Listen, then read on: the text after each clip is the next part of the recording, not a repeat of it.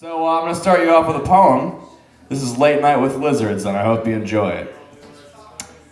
The radio says don't worry about a thing, but my Uber driver seems to be worried about many things. Well, I sold my kingdom at a loss. I was tired of fronting like the boss. So I put on my headphones and called a car into the heart of the city. Updated location, the love. How often we find ourselves pitted against each other, or just a few inches from really holding each other up, only because of our stupid rules of how we're supposed to feel.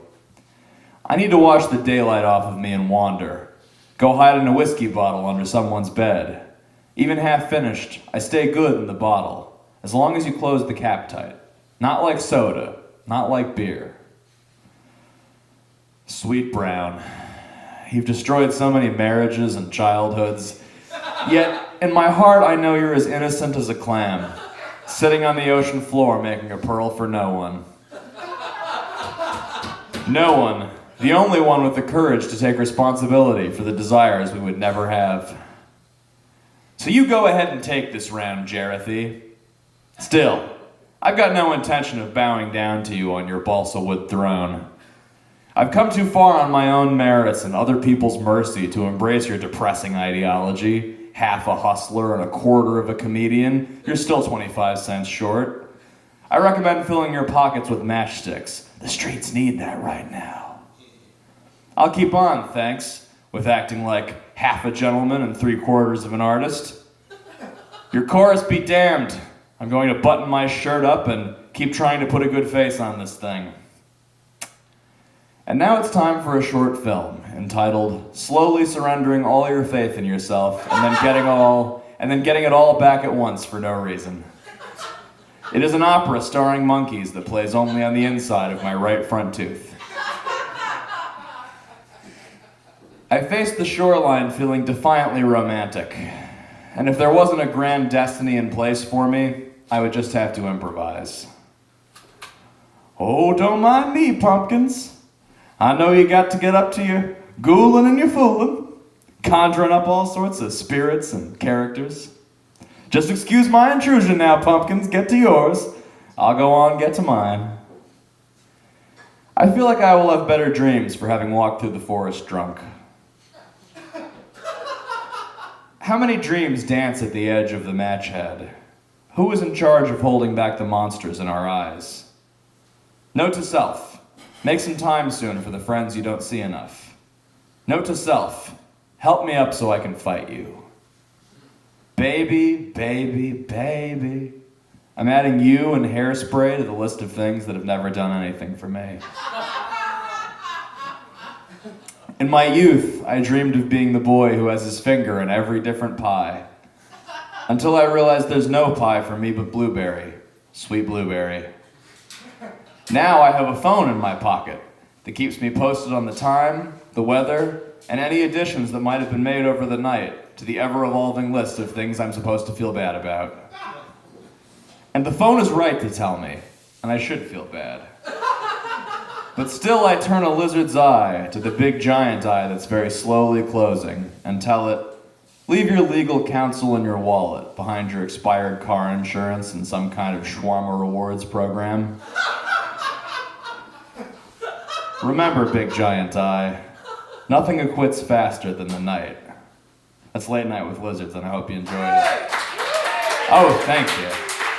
Thank you. Thank you, ladies and gentlemen. You can hear me reading more stuff like that. The Hideout 9:30 this coming Monday. Howard Friedman will be your feature. Howard Friedman, one of the finest poets in Chicago, really deserves this feature. I'm really excited to see what he does with it. He's a hell of a talent guy. Let's read you some more shit here. Let's see here. Yeah, what the fuck? Here's notes on your poem. I haven't read this one in a while. Notes on your poem. I am writing to let you know I enjoyed your poem that appeared in Winter Bean magazine. I liked it more than that woman's poem about making a salad. And much more than that guy's poem about his dog, where it kind of seems like he wants to fuck his dog. I'm doing well these days. My heart is tattooed on the side of the Sears Tower, though I'm sure it will not survive the morning. I don't mean that to sound romantic or maudlin. They have business to conduct there, and I don't resent them for it.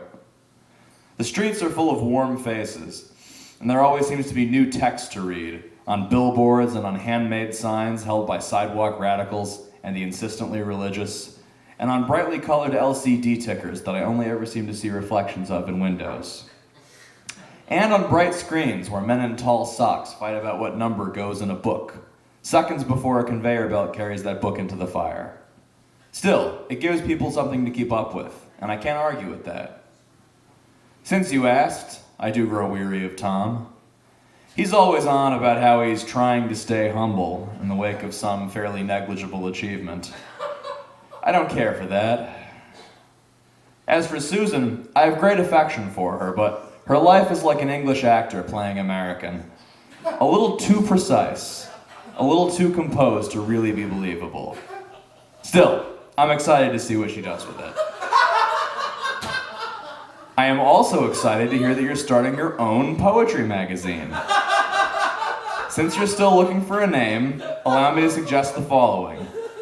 National Local Journal, The General's Pacific. Slapwank, the magazine for poetry and prose. Ohm Magazine, Om Nom Nom. Hot Funk Magazine. Hot Funk Magazine. 10 spoons. Look what I found in this drawer. The Annual Monthly. Wistful Glance Magazine. Away in the Heathers. Feverfew. Dead Spider. My father wanted me to be a doctor to make up for his working in finance all his life. Well, I'm not the correction to your mistakes, Dad. I'm my own person. So suck on this. A journal of words and pictures. Sex Engine. Old Doorknob. Most of a Carrot. Clap. Spank. Probe. Ottoman. I continue to sail choppy waters above stony, silent seas.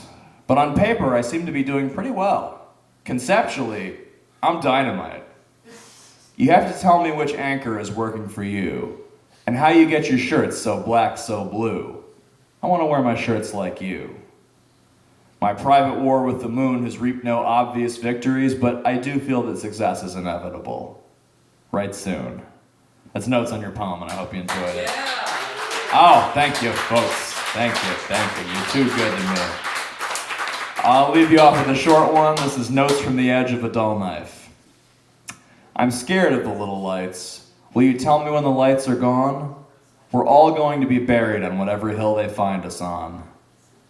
I've been sleeping in ATM kiosks and vomiting in people's mailboxes. Then waking up and shaving and brushing and entering rooms on a wave of self-satisfaction. I have entertained all the suggestions that you said, and mourned for all the lives I lived only in my head. That's Notes from the Edge of a Dull Knife, and I hope you enjoyed it. Thank you, folks. I try. Monday, 9:30 at the Hideout, 1354 Westwood. Band, see ya. Howard Friedman feature. It's gonna be lit.